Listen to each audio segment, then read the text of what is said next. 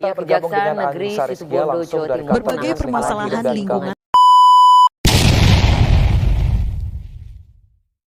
Halo Maisa, kami dari kelompok Pahlawan. Pada kesempatan kali ini, kita akan membahas tentang lingkungan alam dan memberikan opini kita mengenai hal tersebut.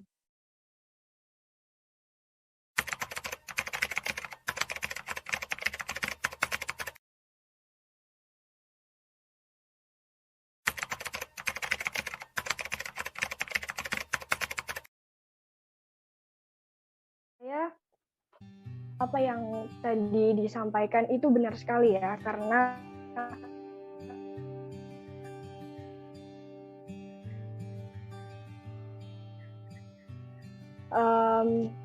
perilaku manusia yang kurang akan kesadaran dan rasa tanggung jawab mengakibatkan pemanfaatan mereka terhadap lingkungan malah mengakibatkan kerusakan lingkungan.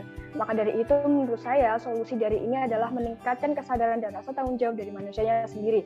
Mungkin bisa dilakukan dengan sosialisasi atau kita bisa mulai dari keluarga atau diri kita sendiri melakukan hal tersebut dengan baik. Misalnya melakukan pemanfaatan lingkungan tetapi tidak dengan merusak lingkungan tersebut. Lebih ke rasa peduli gitu ya teman-teman. Itu dari saya. Terima kasih. Kalau menurut aku solusinya itu tuh udah tepat dan bener. Yang di sini yang dipermasalahkan itu pemerintah sama masyarakatnya. Gimana mereka itu bisa menggerakkan biar lingkungannya itu lebih terjaga. Contoh seperti rehabilitasi lahan sama reboisasi. Itu kan yang melakukan, yang menggerakkan itu kan manusia, masyarakat sama pemerintah. Jadi kalau misalkan dibilang solusinya belum jitu atau belum benar, saya kurang setuju sebenarnya. Terima kasih, Randy. Oke, kalau menurut saya ya, saya setuju. Memang masalah utama di sini memang bagian manusia. Soalnya kebanyakan manusia memang merusak alam, nggak pernah pikir panjang dan nggak pernah berpikir soal masa jangka panjangnya, dan juga memang bisa dibilang belum pernah ditemukan solusi yang jitu. Soalnya kalau misal kita melakukan reboisasi atau konservasi itu juga butuh waktu yang sangat lama, dan untuk manusianya juga selalu melakukan kerusakan juga. Jadi ya mungkin solusinya kembali lagi ke sosialisasi dari pemerintah untuk masyarakat agar mau menjaga alam. Mungkin sekian dari saya. Oke, opini saya tentang limbah domestik air itu merupakan limbah cair hasil pembuangan dari rumah tangga, perdagangan, perkantoran, dan sarana prasarana sejenisnya. Penyebabkan ini tuh diakibatkan oleh aktivitas manusia. Dan pencemaran air ini mengakibatkan menurunnya kualitas air yang sebenarnya, yang dapat digunakan untuk semestinya, tapi tidak bisa karena pencemaran air tersebut. Terima kasih.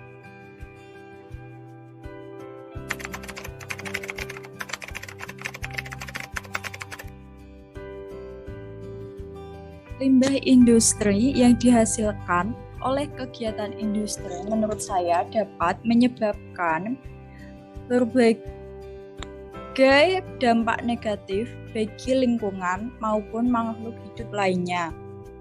Contoh limbah dari industri adalah limbah cair dari pabrik, pewarna pakaian cair, sisa pengawet, kandungan besi pada air, ataupun kebocoran minyak di laut. Nah, dampak yang ditimbulkan dari limbah industri tersebut dapat mengakibatkan ikan dan biota air akan mati. Selain itu, limbah cair yang masuk ke dalam sungai tanpa adanya pengolahan terlebih dahulu dapat mencemari air. Selain itu, limbah yang dibuang tanpa pengolahan terlebih dahulu cenderung menimbulkan bau yang tak sedap bagi lingkungan sekitar. Oleh karena itu, dalam mengatasi permasalahan tersebut, kita harus lebih memperhatikan dan menjaga lingkungan untuk mencegah terjadinya rantaian kerusakan ekosistem. Nah, sekian dari opini saya. Itu menurut opini kakak ya. Jadi untuk selanjutnya saya persilahkan untuk Kak Dila untuk menyampaikan opininya. Sebagian kerusakan lingkungan seperti kerusakan hutan, banjir, abrasi, pencemaran udara, pencemaran air dan tanah, sampah, dan masih banyak lagi itu disebabkan oleh faktor manusia maupun faktor alam. Faktor manusia karena kita itu nggak terlalu peduli terhadap alam, dan untuk mencegahnya kita harus lebih peduli dengan alam sekitar supaya alam sekitar lebih lestari. Dan untuk faktor alam kita tidak bisa mencegahnya, tetapi kita bisa melakukan tindakan untuk meminimalisir kerusakan yang disebabkan oleh alam. Terima kasih. Silakan Aulia. Di Indonesia menjadi perhatian dunia, mulai dari penebangan liar, pengguguran hutan, hingga terindikasi pembakaran hutan menjadi penyebab dari kerusakan hutan yang ada. Kerusakan hutan yang terjadi akan membawa akibat terjadinya banjir maupun erosi yang dapat mengangkut partikel-partikel tanah menuju ke laut, yang nantinya akan menjadi proses sedimentasi atau pengendapan di sana. Hal tersebut tentu saja bisa merusak ekosistem yang ada di laut, seperti ikan serta terumbu karang. Masalah tersebut terjadi terus-menerus, maka menurut saya akan terjadi keseimbangan antara komponen biotik dan abiotik. Kenapa? Karena menurut saya, dua komponen tersebut tidak bisa dipisahkan karena saling berterkaitan. Jadi, kita harus melestarikan dan juga menjaga kelestarian lingkungan tersebut. Sekian, terima kasih. Selanjutnya, saya persilakan untuk Kak Nashwa. Saat ini juga mulai banyak dibahas mengenai pencemaran tanah dan udara. Karena hal itu berkaitan. Jika pencemaran udara itu berakibat dari kemajuan industri dan transportasi, sedangkan tanah juga bisa tercemar oleh bahan-bahan yang dapat merusak kualitas tanah. Menurut saya, sebagai rakyat, kita juga bisa memberikan bantuan dari hal kecil seperti melakukan daur ulang sampah dan tidak membuang limbah seperti deterjen ke tanah, karena sebenarnya menurut saya pencemaran tanah itu tidak hanya disebabkan oleh industri saja, namun rumah tangga juga. Malah rumah tangga itu lebih banyak mengakibatkan pencemaran tanah daripada industri sekarang ini.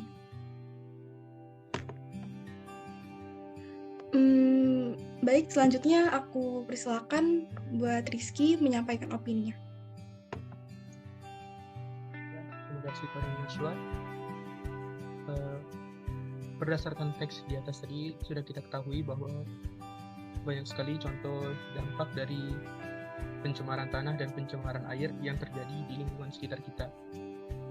Menurut saya, sudah seharusnya sesama masyarakat kita itu lebih menumbuhkan lagi sikap antara peduli lingkungan, karena bahwasannya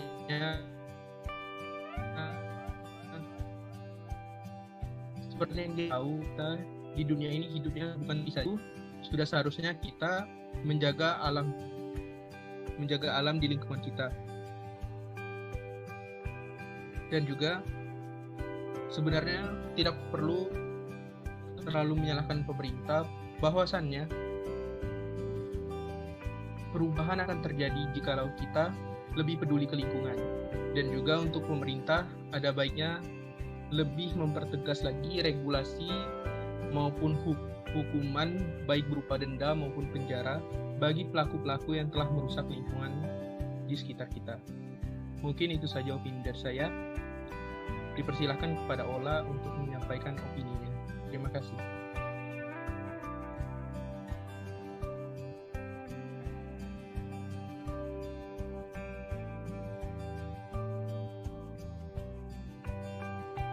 Ola, mungkin bisa dihidupkan dulu mic-nya. Sorry. Oke, thank you. Kerusakan lingkungan sendiri itu ada di latar belakangi oleh beberapa motif, misalnya seperti orang-orang yang tidak bertanggung jawab dengan apa yang sebenarnya diperlukan oleh lingkungan-lingkungan sekitar. Nah, untuk latar belakang motif ini itu menimbulkan beberapa dampak yang sebenarnya itu membuat masyarakat sekitar itu menjadi rugi gitu, karena dengan keadaan lingkungan yang seperti ini, mereka harus mengolah kembali untuk bagaimana kerusakan lingkungan ini menjadi lebih baik lagi untuk kedepannya. Dan tak hanya peran dari masyarakat itu sendiri, tapi diperlukan juga peran-peran dari pemerintah untuk membangun lingkungan agar kedepannya lebih asri dan bisa membuat lingkungan hidup ini menjadi layak untuk ditempati oleh orang-orang di sekitarnya. Sekian, terima kasih. Mungkin bisa dilanjut oleh Sabrina.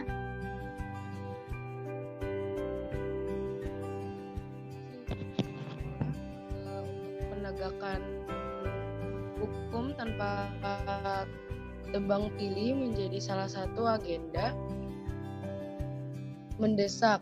Begitu juga regulasi yang dapat mengurangi kemungkinan terjadinya pelanggaran dalam mengelola hutan, sumber daya alam, lahan pertanian, dan bendungan. Lalu apa saja yang dapat diperbaiki permasalahan tersebut? Silakan Dinda. Terima kasih Kak Sabrina. Untuk selanjutnya kita persilakan kepada Dinda. Penegakan hutan terkait pengelolaan hutan penting untuk menjaga hutan, terlebih lagi sekarang, di mana banyak hutan dialihfungsikan untuk ladang dan sawit. Lalu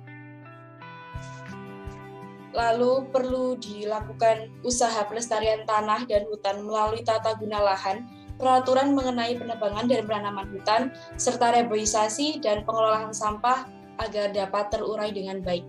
Terima kasih. Selanjutnya saya persilahkan untuk Griata mengemukakan opininya. Baik, terima kasih Dinda. Menurut saya, opini dari saya, terima kasih kenakalan lingkungan yang sudah baik diperbincangkan ini. Kita semua harus ada tindakan dari kita semua juga. Dengan adanya masalah ini, semua kedua belah pihak, baik masyarakat maupun pemerintah, harus bisa sadar akan pentingnya permasalahan lingkungan ini. Jadi benar-benar semua lapisan masyarakat harus sadar supaya ada solusi yang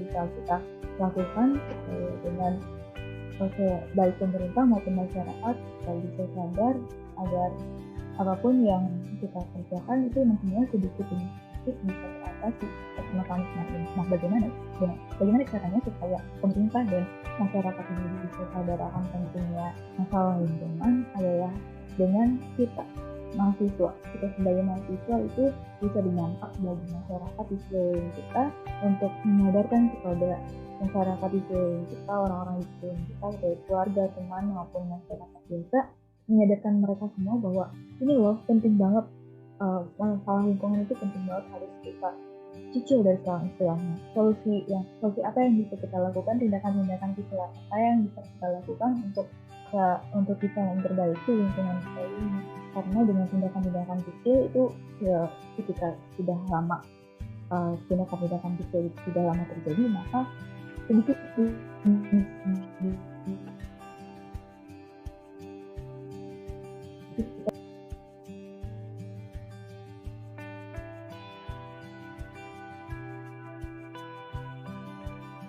saya silakan kepada Sisi atau Aulia.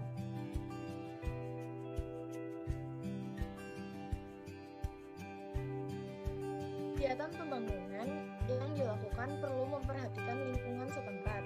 Misalnya dalam pembangunan jalan tol. Kondisi lahan yang dilewati pembangunan jalan tol adalah lahan pertanian produktif. Perubahan fungsi lahan yang sebelumnya berupa sawah menjadi jalan akan memengaruhi fungsi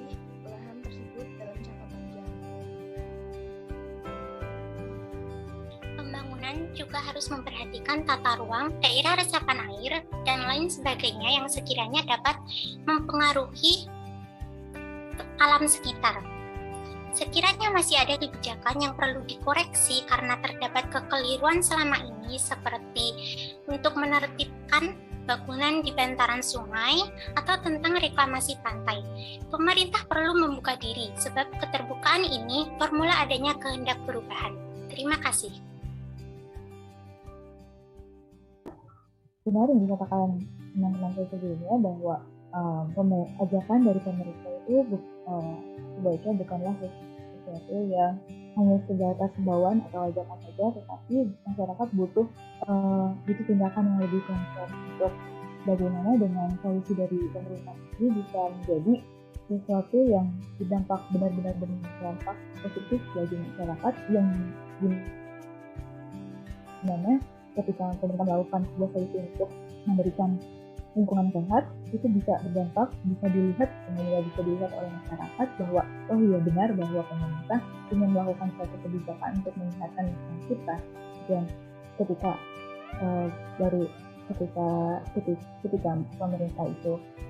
pemerintah hanya bisa memberikan imbauan atau ajakan biasa, jangan heran jika masyarakat biasa itu masyarakat lain hanya bisa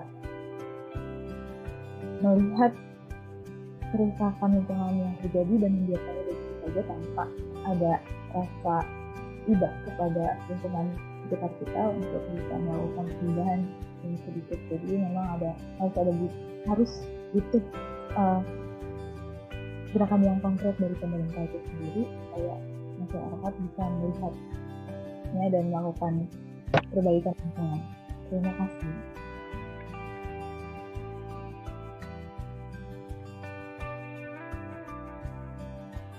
Saya persilakan kepada Ola atau Dinda. Terima kasih, masyarakat Indonesia. Mari kita lebih peka dan sadar akan keadaan lingkungan sekitar, serta bahu-membahu untuk membenahi agar tercipta lingkungan yang lebih baik. Ayo, jadi agen perubahan dengan mulai dari hal kecil karena bumi butuh aksi.